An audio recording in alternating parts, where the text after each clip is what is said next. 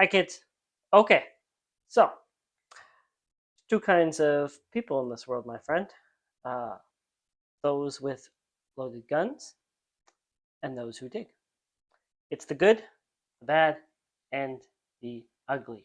1966, Sergio Leone, spaghetti western.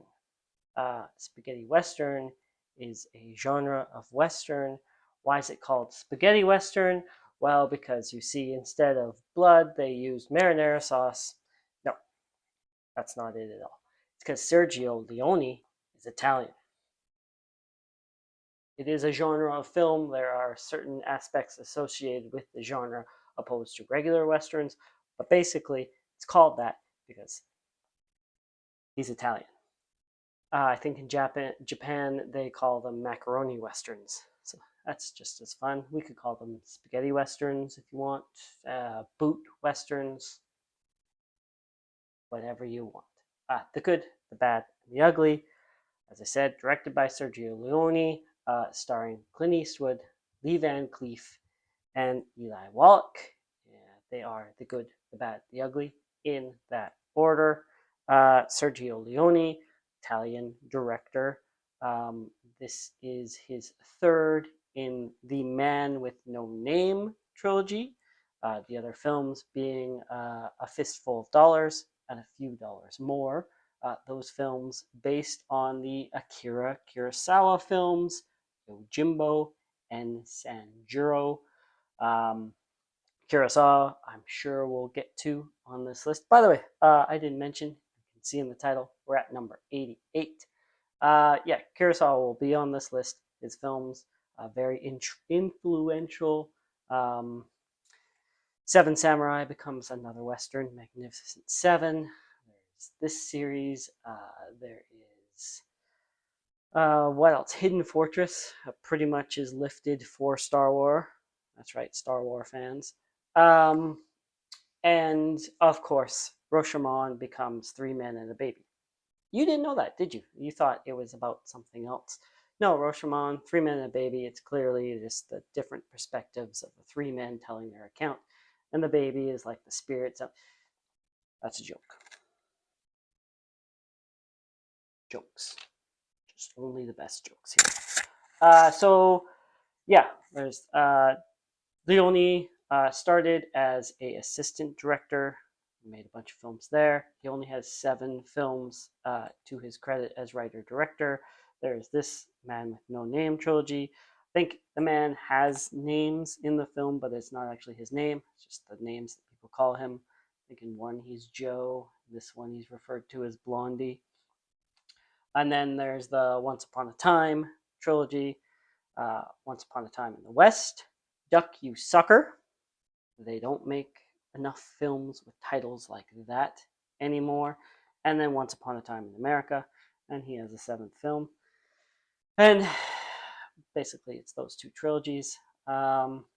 He is the son of a filmmaker. His father was a actor, a writer, and a director, and his mother was a actress, mostly in his father's films during the silent film era. Sergio Leone. These are also the film series that kind of launched Clint Eastwood from a television actor to movie star.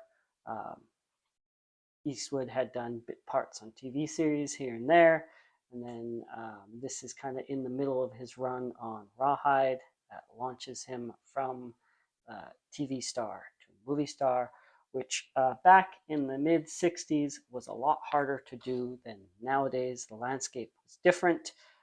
Pretty much you were either one or the other. You'd have to be like the star, the lead to cross over to even have a chance of becoming a movie star.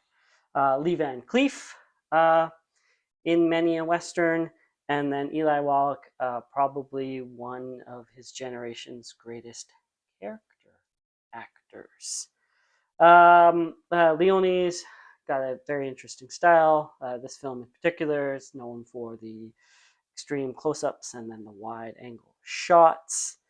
Uh, the music for the film is done by Neo Morricone, Even if you haven't seen the film, you know the music, the stereotypical Western music, anything you're thinking of in your head right now, that is the work of him. Uh, Ecstasy of Gold, one particular track off the soundtrack, which became quite a big hit, the soundtrack itself. Um, has been I've seen it performed in rock concerts, just played sometimes as the band comes on stage, things like that. Mood setting. I think Metallica has a version that they did on the S&M album, right? Um, this film, I think Quentin Tarantino has said that it is his favorite film of all time. He has used Ennio Morricone's music in his films, which he did not like. Ennio Morricone, not like his film or his pieces that were already composed for other pieces being used.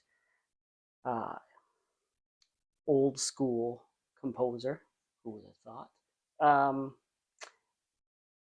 Is of the opinion that a piece should be composed for that particular film. So he did compose for Tarantino. Was it for Hateful Eight? Maybe. Uh, Anyways, that's that. So how does the good, the bad, and the ugly end up at number 88 on this list?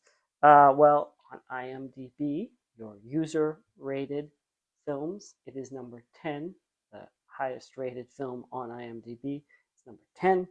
And the Sight and Sound Directors Poll from 2012 came in at number 59. 10 directors had it on their list of the 10 greatest films of all time. And among those, we have names like Martin McDonagh and Quentin Tarantino.